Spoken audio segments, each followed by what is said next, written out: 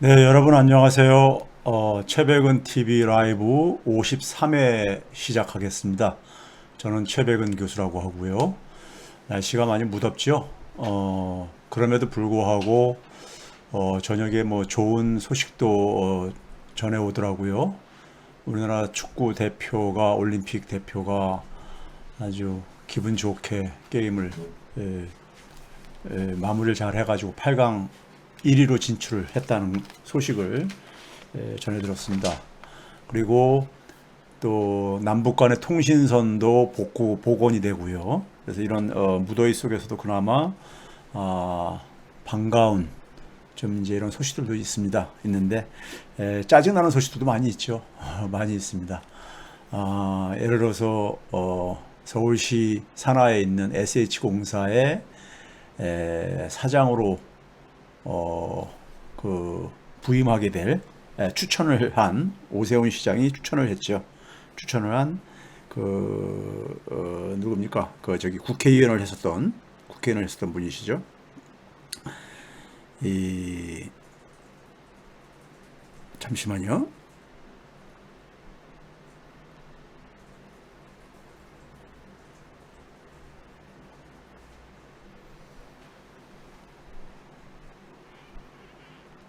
그 아파트를 네 채나 가지고 있는 김연아 전 의원이죠. 비례대표로 그러니까 국힘당에서 국회의원을 했었던 김연아 전 의원이 아파트 두 채, 강남의 아파트 두 채에다가 그다음에 오피스텔 상가 등 네 채 그러니까는 부동산을 소유하면서 거기에 대해서 해명을 한다는 발언이 시대적 특혜의 결과다. 참 진짜 어이가 없더라고요. 어이가 없는데 졸지에 이 말을 듣고 저는 시대 낙오자가 돼버렸습니다. 시대 낙오자가 돼버렸고요. 참 어떻게 이런 사고가 가능한지 저쪽 국힘당 분들의 이게 저는 일반적인 사고가 아닌가 하는 생각이 사실 들어요. 오늘 이제 제가 이제 강의하는 주제가 사실은 이 문제와 관련이 있습니다. 관련 있는데요. 오늘 제가 재난지원금, 언론, 부동산, 검찰 다 뿌리가 같다 이런 얘기를 했어요. 제가 지금 이제 화면에 지금 보이시겠지만은 제목을 제가 올해 이제 내년에 있을 20대 대선은 그 대선이 갖는 의미는요. 촛불 시민이 대한민국의 실질적인 주인이 되는 사회를 만드는 하나의 분기점으로서의 저는 의미를 갖는다고 생각합니다. 그동안 그러면 촛불 시민은 대한민국 국민들은 주인이 아니었었냐? 주인이 유감스럽게도 주인 역할을 못했죠. 주인 취급을 못 받았죠. 정확하게 표현하면요. 최근에 이제 그러니까 우리가 지난 주에 제가 박정희 시스템은 대한민국 적폐의 어떤 근원이다 이런 얘기를 했는데요. 이제 박정희 시스템이 붕괴되고 난 이후에 우리 사회에 어떤 일이 벌어졌는가, 어떤 일이 벌어졌는가를 오늘 이제 말씀드리기 위해서 이 주제를 잡은 것이고요. 제가 이제 최근에 이제 우리가 결정이 된 국민지원금이라고 이제 명칭을 바꿨죠. 전국민 재난지원금 88% 지급하는 이 문제하고요. 기본소득이 우리 사회에 굉장히 현안으로 부각된 이유가 있습니다. 이유가 있어요. 이게 재정 민주주의의 문제입니다. 재정 민주주의는요, 우리 사회의 기득권의 정면으로 도전하는 것입니다. 우리 사회, 그러니까 이 특권과 기득권의 상징을 얘기할 때 우리가 검찰 개혁을 얘기하고 언론 개혁을 얘기하잖아요. 이거하고 동전의 앞뒷면입니다. 앞뒷면이에요. 그래서 우리 사회의 특권층 카르텔을 이제 우리가 이거하고 충돌이 지금 일어나고 있는 겁니다. 그래서 제가 이거를 좀 여러분들에게 말씀을 드리려고 합니다. 저는 이제 역사학을 공부한 사람이기 때문에요. 자, 저는 88%는 이건 하나의 코미디다. 세계 10대 12 규모의 경제국가에서 이런 수치가 그러니까는 경제 정책으로 위반되는 나라는 대한민국뿐이 없을 겁니다. 처음에 70%란 얘기 나오고 80% 나오고 88% 나오고 이 수치에 대한 기준이 없습니다. 이론적인 기준이 없어요.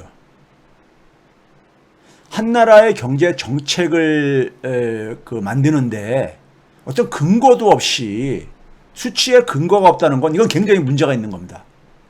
자기들이 방어할 최소한의 어떤 하나에 만들어서라도 그 방어할 논리가 있어야 되는데 그게 없습니다. 왜 88이냐? 왜 87은 아니고 85는 아니고 이걸 설명을 해야 됩니다. 근데 그게 없습니다. 그 다음에 이제 국가 재정 여력에 맞춰서 했다. 국가 재정 여력이요. 최근에 2차 추경을 국회에 제출하면서도 지난해 말 국가 채무 비율을 43.9%로 보고를 했더라고요. 이것도 거짓말입니다. 43.8%입니다. 0.1%가 이번에 국채 상한에 쓴 2조 원 규모입니다. 그러니까 2조 원을 국채 상한에 안 하더라도 43.8%로 낮아집니다. 거기다가 우리나라 이제 신용등급을 얘기를 했잖아요. 시장에서 보는 신용등급을 평가하는 가장 대표적인 기준이요. CDS 프리미엄이라는 게 있습니다. 이게 뭐냐면요. 정부가 이제 그러니까 우리가 해외 투자자들을 대상으로 해가지고 정부가 채권을 발행할 때요. 만기 5년짜리 우리가 예를 들어서를 기준으로 봤을 때 5년짜리를 많이 보기 때문에요. 기준으로 봤을 때 그 동일한 그러니까 만약에 우리가 금리라고 한다면은 미국께 더 그러니까 미국 걸 더 선호할 게 아니겠습니까? 왜? 미국 정부는 그러니까는 자신들이 그 채권을 상환할 가능성이 우리보다 높다고 보기 때문에 시장에서요. 그렇죠? 우리는 미국보다 낮다고 보기 때문에 즉 위험성이 그만큼 높다고 평가하는 거죠. 그 위험성에 대한 하나의 보험이요. 보험이 바로 CDS라는 뜻입니다. 신용파산 수합이라고 우리가 우리말로 번역하는데 여기에 대한 그러니까는 이 가격이 우리 주요 국가들 중에서 우리나라가 대표적으로 올 초에 비해서 계속 하락하고 있습니다. 시장에서는 우리나라의 국가의 신용을 굉장히 좋게 보고 있다는 얘기인 거죠. 근데 국가 채무 걱정하는 것도 다 거짓말이라는 얘기입니다. 자, 이게 이제 그 글입니다. 한국은 쭉 하락을 했잖아요. 이게 올 초부터 최근까지입니다. 중국하고 일본은 쭉 올라갔잖아요. 그렇죠? 자, 이런 얘기 하려고 하는 게 아니라 오늘 하고 싶은 얘기는요, 이 얘기입니다. 기본소득하고 전 국민을 지원금을 둘러싸고 민주당 대선 후보 간에 심지어 뭐냐면은 민주당을 넘어서 내년도 대선을 둘러싸고 흥미로운 구도가 형성되고 있습니다. 이재명 지사하고 추미애 전 장관이 한쪽 구도를 구성하고 있고요. 그 다음에 나머지에는 이낙연, 정세균 후보들뿐만 아니라 국힘당까지 포함해서 나머지의 대립 구도가 형성되고 있어요.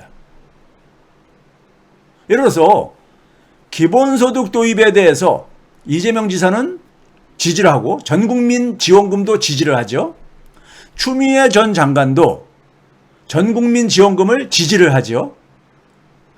추미애 전 장관은 기본소득 대신에 국민 배당이라는 표현을 써요. 근데 내용적으로는 제가 볼 땐 같습니다.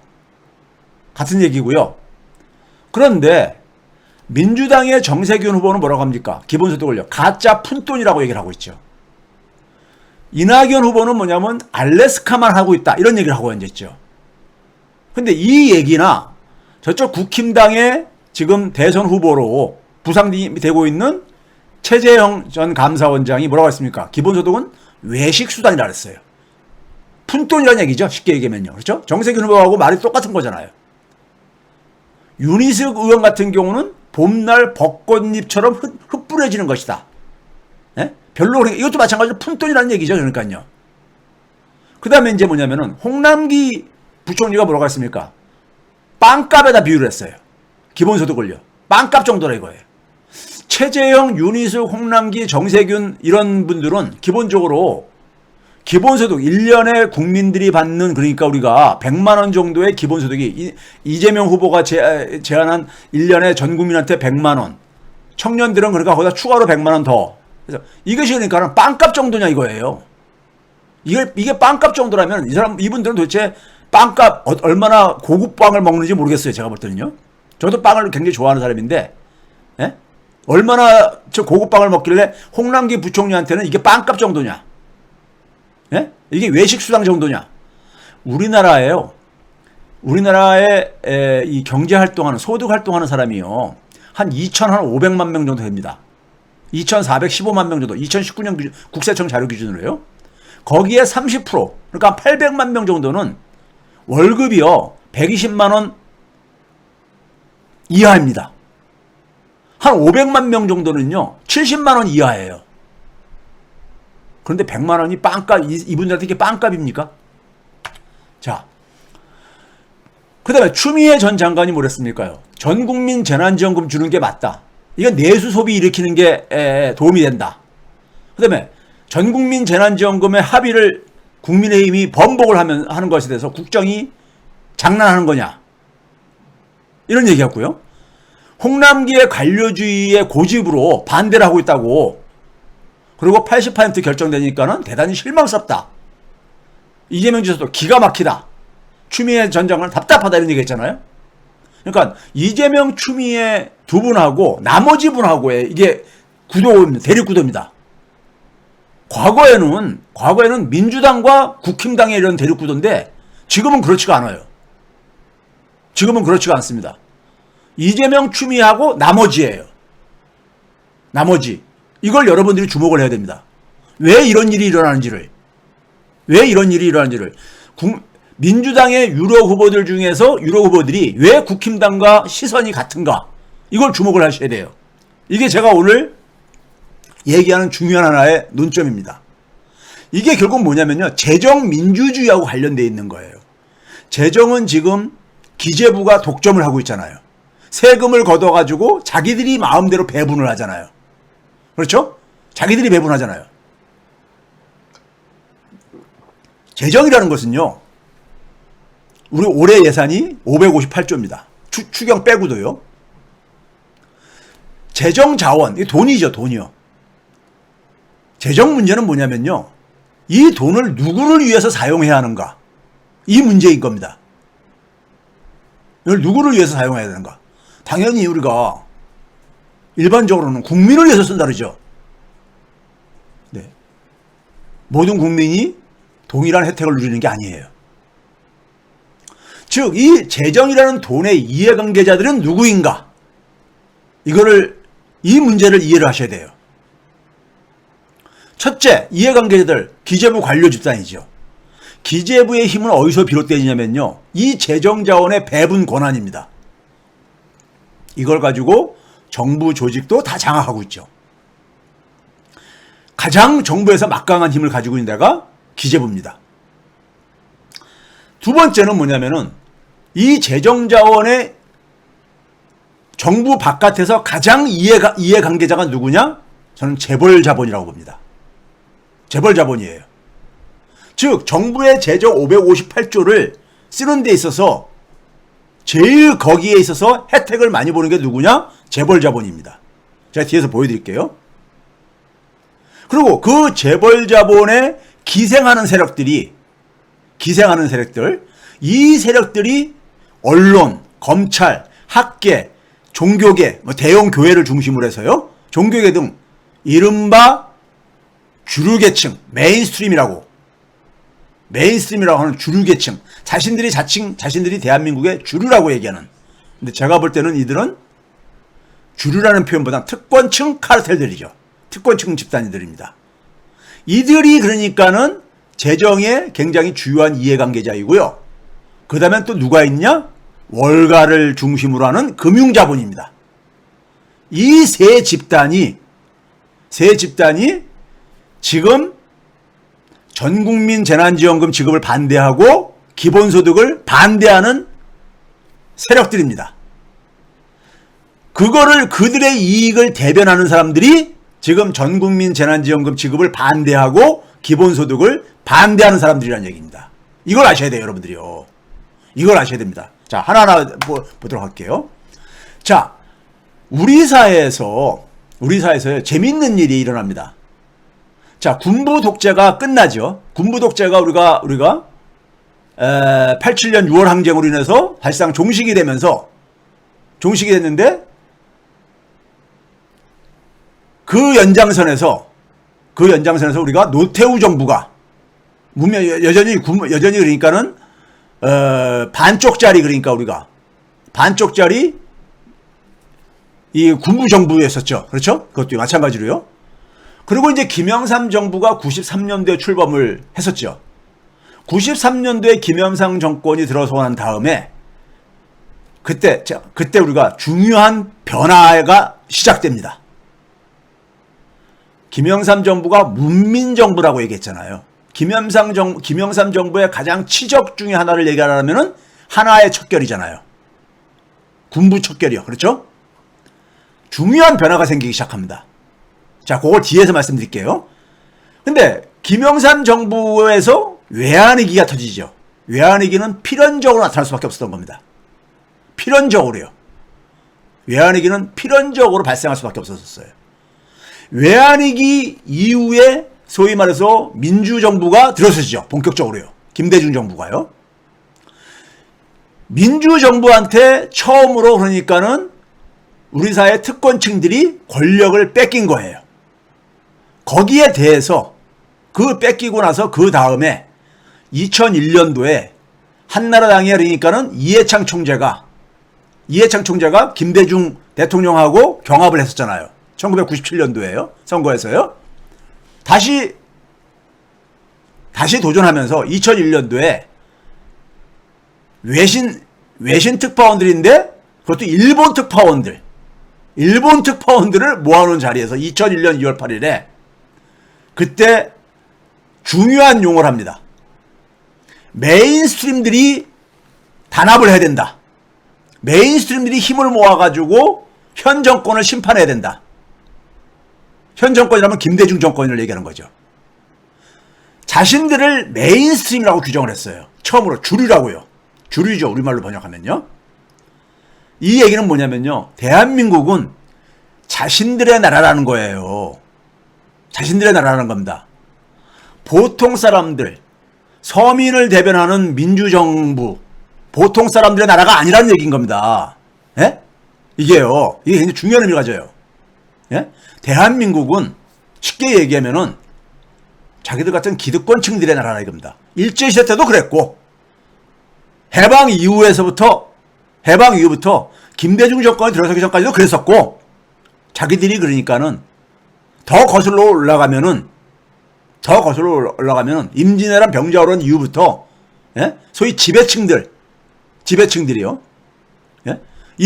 이 조선은, 대한민국은 자기들 나라라는 이 인식을 그대로 커밍아웃 한 거예요. 김대중 정권은 비주류라고 규정한 것이죠. 자기들이 메인스트림이니까요. 노무현 대통령을 이 4층 주류라는 기득권층들이 절대 인정하지 않은 이유가 거기에 있습니다. 대통령으로 인정하지 않았잖아요. 예? 대통령으로 인정하지 않았잖아요. 지금 그게 똑같이 되풀이되고 있습니다.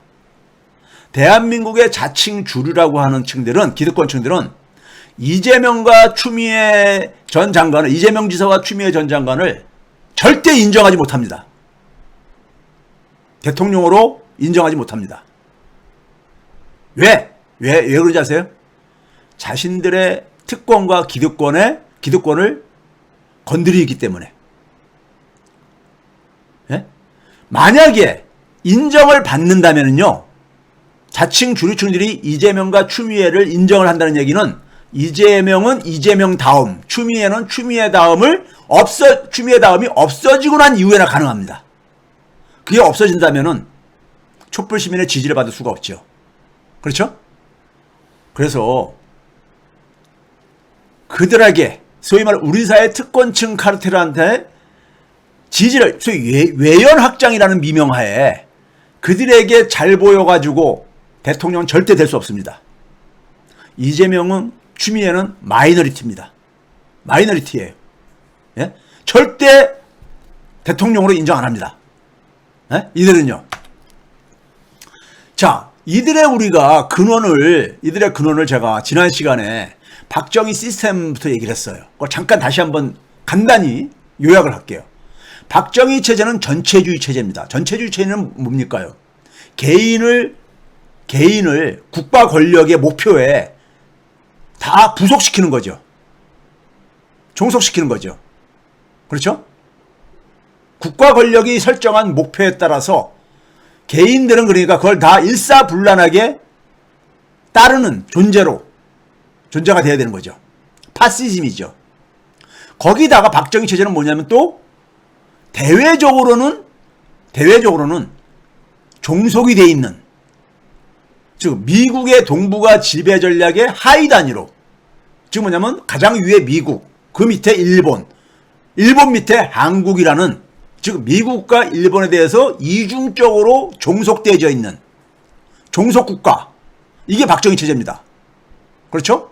그럼 박정희 체제는 전체주의 체제를 유지하기 위해서 박정희가 의존했던 건 뭐냐? 검찰 권력, 뭐 군부는 당연하고요.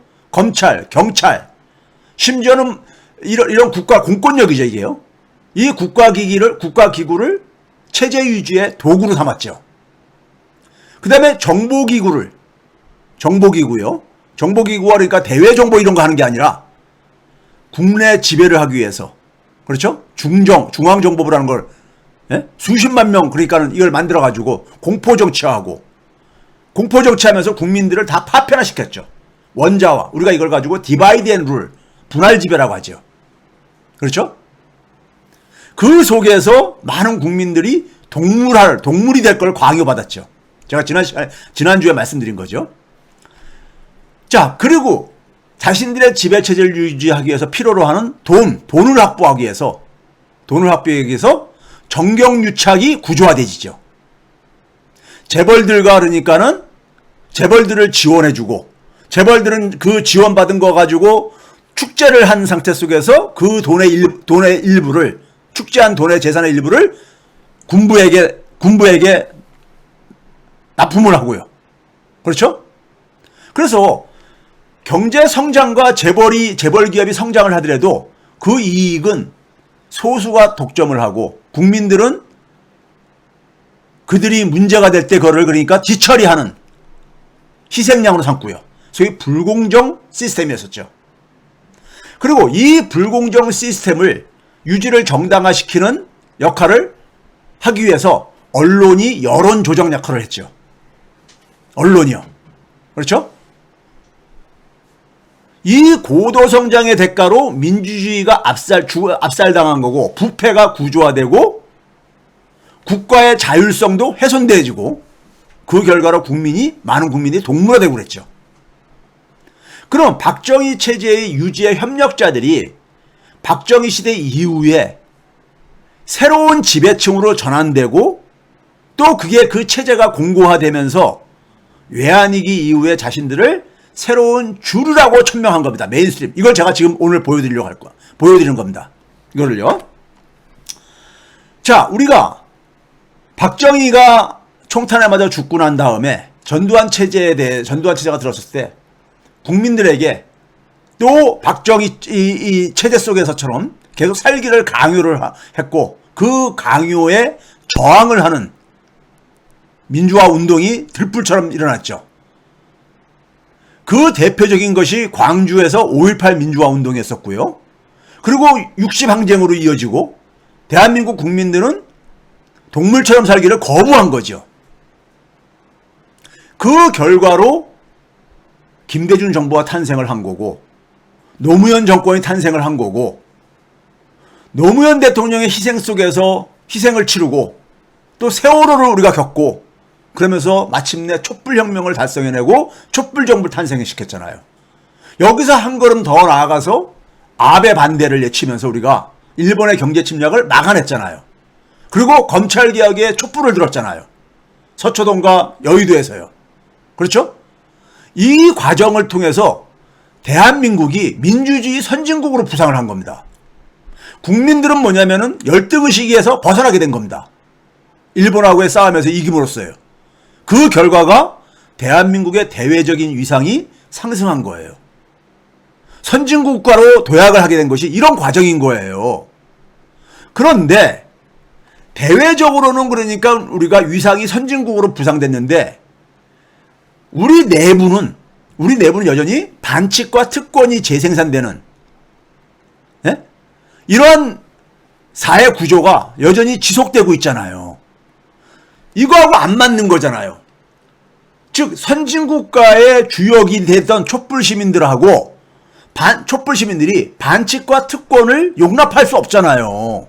그렇죠? 반칙과 특권을 용납할 수 없잖아요. 필연적으로 충돌이 생길 수밖에 없는 겁니다. 그것이 바로 뭐냐?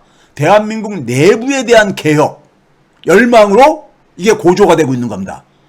그래서 문재인 정부에서 이게 다 지금 터져나오는 거예요. 터져나오는 겁니다. 예? 검찰총장의 반란을 우리가 검난을 목격하고, 감사원장의 그러니까는 이 반란이 목격돼지고, 언론들의 민낯이 다 드러나고 이런 것들이 다른 게 이런 겁니다. 예? 그럼 우리가 여기서 이 특권층이 어떻게 만들어졌고 어떤 구조를 가지고 있는지를 이해를 해야 되겠죠.